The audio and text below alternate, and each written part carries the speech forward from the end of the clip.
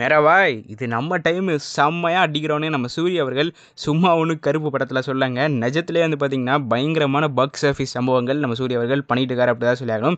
So இப்போ நமக்கு வந்து பார்த்திங்கன்னா ப்ரொடியூசர் அவர்கள் வந்து பார்த்திங்கன்னா கருப்பு திரைப்படத்தோட அஃபீஷியலான தமிழ்நாடு பாக்ஸ் ஆஃபீஸ் கலெக்ஷன் என்னங்கிறத சொல்லியிருக்காரு. ப்ளஸ் அது மட்டும் இல்லாமல் இப்போ கருப்பு படம் வந்து பார்த்திங்கன்னா தமிழ்நாட்டில் top 10 Tamil Nadu box office collection லிஸ்ட்டில் வந்து பார்த்திங்கன்னா ஒரு இடம் வந்து பிடிச்சிருக்கு. ஸோ கருப்பு திரைப்படம் எந்த இடத்த வந்து பிடிச்சிருக்கு, ப்ளஸ் அது மட்டும் இல்லாமல் டாப் 10 லிஸ்ட்டில் வந்து பார்த்திங்கன்னா எந்தெந்த திரைப்படங்கள் இருக்குங்கிறத பற்றி தான் முக்கியமாக இந்த வீடியோ வந்து டிஸ்கஸ் பண்ண போகிறோம். ப்ளஸ் அது மட்டும் இல்லாமல் விஸ்வநாதன் அண்ட் சன்ஸ், அதாவது நம்ம சூரிய அவர்களுடைய அடுத்த திரைப்படத்திற்கான ரிலீஸ் டேட் அனௌன்ஸ்மெண்ட் வந்து கொடுத்துருக்காங்க. ஸோ அதை பற்றியும் வந்து பார்த்திங்கன்னா முக்கியமாக இந்த வீடியோ வந்து டிஸ்கஸ் பண்ணிக்கலாம். ஸோ அதெல்லாம் நான் பார்க்குறதுக்கு முன்னாடி நீங்கள் நம்ம சேனல் ஃபஸ்ட் டைம் பார்க்குறீங்க அப்படின்னா மறக்காமல் இந்த வீடியோ ஃபுல்லாக பாருங்கள். ஃபுல்லாக பார்த்துட்டு இவன் பேசியிருக்கிறது நல்லா இருக்குது, இவனுக்கு சப்போர்ட் பண்ணலான்னு தோணுச்சுன்னா மறக்காமல் இந்த வீடியோ லைக் மட்டும் பண்ணிட்டு பாருங்கள். நான் சப்ஸ்கிரைப் பண்ணுங்கள், ஷேர் பண்ணுங்கள் அப்படிங்கிற ஒரு கடினமான டாஸ்க்கில் உங்களுக்கு கொடுக்குறோம்ல, ஜஸ்ட் லைக் மட்டும் பண்ணிட்டு பாருங்கள் அப்படிங்கிற சொல்லிட்டு இந்த வீடியோ வந்து நான் ஸ்டார்ட் பண்ணுறேன். ஸோ முதலாவது நம்ம கருப்பு திரைப்படத்தினோட பாக்ஸ் ஆஃபீஸ் கலெக்ஷன் வந்து பார்த்துடலாங்க. அதாவது இந்த திரைப்படம் வந்து பார்த்திங்கன்னா தமிழ்நாட்டில் மட்டுமே 150 கோடி கிட்ட வந்து வசூல் வந்து பண்ணியிருக்கு. ஸோ ஓவரால் வந்து பார்த்திங்கன்னா கிட்டத்தட்ட 300 கோடி கிட்ட போக போகுது அப்படிங்கிற டாக்ஸ் வந்து போயிட்டுருக்கு.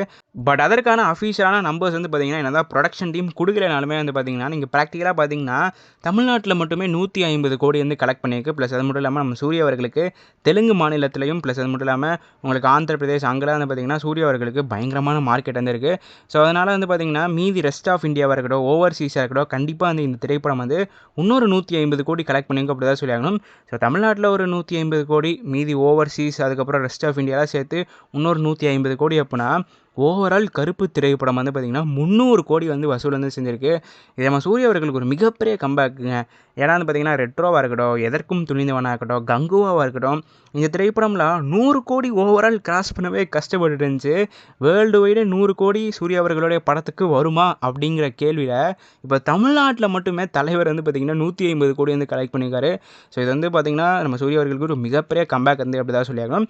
ஸோ இப்போ நம்ம சூரிய அவர்களுடைய கருப்பு திரைப்படம் வந்து பார்த்திங்கன்னா தமிழ்நாடு பாக்ஸ் ஆஃபீஸில் எந்த இடத்துல இருக்குது, ஐ மீன் டாப் 10ல் இருக்கா, டாப் 5ல் இருக்காங்கிறத பற்றி டிஸ்கஸ் பண்ணிக்கலாம்.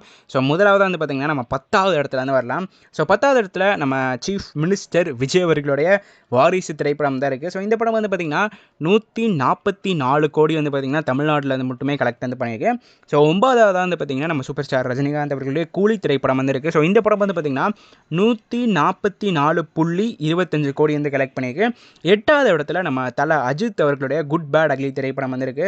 ஸோ இந்த படம் வந்து பார்த்திங்கன்னா 146 கோடி வந்து பார்த்திங்கன்னா தமிழ்நாட்டில் மட்டுமே வசூல் வந்து செஞ்சிருக்கு. ஸோ 7வது இடத்துல தான் நம்ம சூரிய அவர்களுடைய கருப்பு திரைப்படம் வந்திருக்கு. ஸோ இந்த படம் வந்து பார்த்திங்கன்னா 150 கோடிக்கு மேலே வந்து கலெக்ட் பண்ணியிருக்கு. ஸோ இதுக்கப்புறமா வந்து பார்த்திங்கன்னா தமிழ்நாட்டில் பயங்கரமாக வந்து ஓடப்போகுது. பிகாஸ் வந்து பார்த்திங்கன்னா இதுக்கப்புறம் வந்து எந்த படமும் ரிலீஸ் ஆகிற மாதிரி தெரியல. நம்ம அர்ஜுன் அவர்களுடைய பிளாஸ்ட் படம் வந்து ரிலீஸ் ஆகிருக்கு. ஸோ இதுக்கப்புறமா பரிமாலா அண்ட் கோன்னு ஒரு படம் வந்து ரிலீஸ் ஆகுது.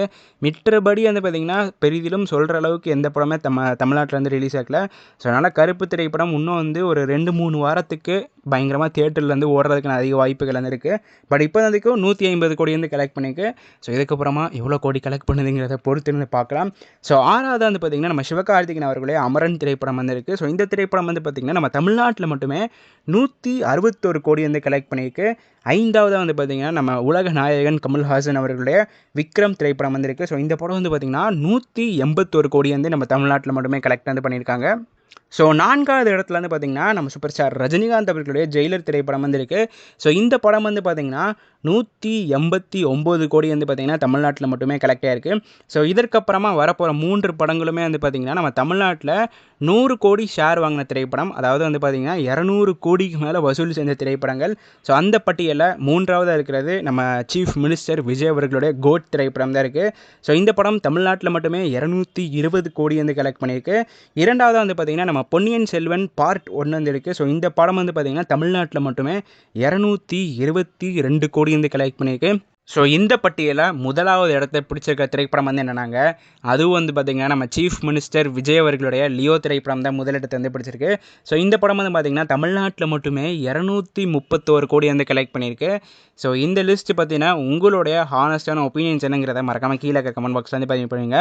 ஸோ கடைசியாக வந்து பார்த்திங்கன்னா நம்ம சூரிய அவர்களுடைய அடுத்த திரைப்படமான விஸ்வநாதன் அண்ட் சன்ஸோடைய ரிலீஸ் டேட் அப்டேட் பற்றி பார்க்கலாம். ஸோ இந்த திரைப்படம் வந்து பார்த்திங்கன்னாங்க ஆக்சுவலி வந்து நம்ம சூரிய அவர்களுடைய பர்த்டே ஒட்டி ஜூலை 23 தேதி படத்தை வந்து ரிலீஸ் பண்ணலாங்கிற பிளான் வந்து இருந்தாங்க.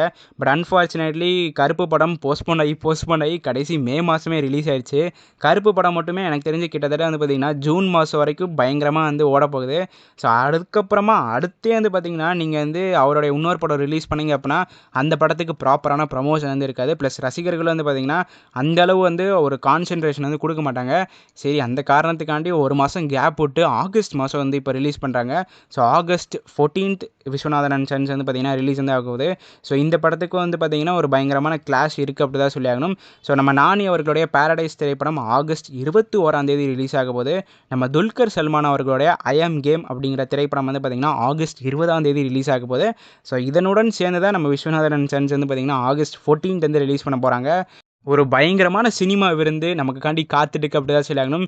எல்லா பெரிய பெரிய தலைகளுடைய படம், அதுவும் வந்து பார்த்திங்கன்னா வெவ்வேறு இண்டஸ்ட்ரியிலேருந்து வந்து பார்த்திங்கன்னா ஆகஸ்ட் மாதம் அப்படியே பேக் டு பேக் வந்து ரிலீஸ் வந்து ஆக போகுது. ஸோ இந்த ஆகஸ்ட் மாதத்தில் எந்த திரைப்படம் ஜெயிக்கிறதுக்கான வாய்ப்புகள் இருக்குது? நம்ம சூர்யா அவர்களுடைய விஸ்வநாதன் அண்ட் சன்ஸ் ஜெயிக்குமா, அல்லது நம்ம நானி அவர்களுடைய பாரடைஸ் திரைப்படம் ஜெயிக்குமா, அல்லது நம்ம துல்கர் சல்மான் அவர்களுடைய ஐ ஆம் கேம் திரைப்படம் ஜெயிக்குமா? உங்களுடைய ஒப்பீனியன்ஸ் என்னங்கிறத மறக்காம கீழே இருக்கிற கமெண்ட் பாக்ஸில் பதிவு பண்ணி போங்க. இந்த வீடியோ நான் இதோட முடிச்சுக்கிறேன். அடுத்த வீடியோவில் சந்திக்கும் வரை நான் உங்களின் நன்றி, வணக்கம்.